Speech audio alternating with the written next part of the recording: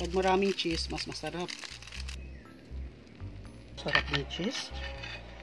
Ayan, ala. Tapos ulam sa kanin. Morning, magluluto pala ako ngayon ng tagalapang. Tawag dito sa amin tagalapang. Pero hindi ko alam ang tawag ito sa ibang lugar. Ayan, i-comment nyo guys kung ano ito. Anong tawag dito sa inyo. Ito yung nakuha namin kahapon. First time ko rin ito nakakuha ng ganito kalaki. Tingnan yung laki oh. Ang gagawin kong luto nito, grill na may cheese. Bumuka na. Pero hindi man siyang baho. Wala na siyang amoy dagat lang. Nalilinisan ko lang to kasi may kukunin to nakakahilo pag nakain. Yan, nilinisan ko lang tapos magluluto na ako. Gagawin ko lang, bubukain ko lang to. Ayan yung laman niya. Ayan. Ito yung tanggalin to. Ayan. Ito yung tanggalin oh, itong itim. Ayan, yan. Ito. Ayan. Ito yung nakakahilo pag nakain. Yung parang buhangin. Tanggalin na lang. Kuntingin ko na lang. Ayan. Ito. Ayan, di nagpo-focus. Ayan, ito pa. Meron pa dito. Pero tinatawag dito sa amin, itong maitim na to, tabako. Ito rin. Hinko lang.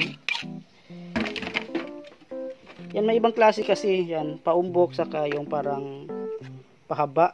Yan, diba? Magkaiba. Ito siya, wala siyang nakakahilo na laman. Isa lang natin. Ito, wala nang kukunin, wala nang alisin. Wala siyang itim. Ito pa. Tapos yan, gasan lang.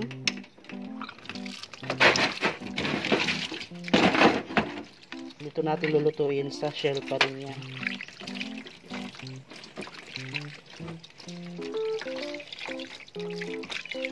Yan, okay na yan. Malinis na. Ganyan. Lalagyan lang natin ng margarine. Pwede dito butter. Pwede din margarine. Ilalagay lang natin yung kamatis, white onion, red onion, garlic, ginger, tapos bell pepper. Ilalagay lang ko ng pampalasa, chili powder, paminta, seasoning powder. Pwede lang lagyan to ng oyster sauce pero wala ako. Toyo na lang. Yan. Konting toyo. Itong chili sauce. Yan. Sarap yan. Takpan lang. Then salang na sa apoy. Yan. Salang lang natin sa malakas na apoy. Ito kumukulo na. Salang natin itong pakit. Haluin lang. Wow, sarap.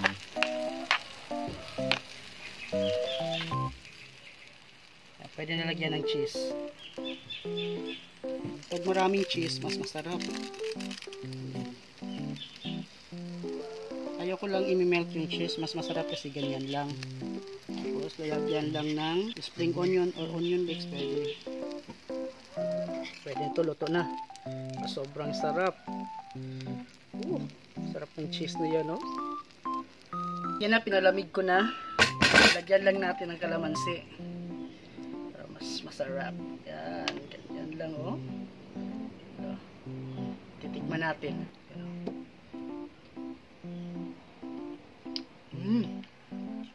Wow, sobrang sarap.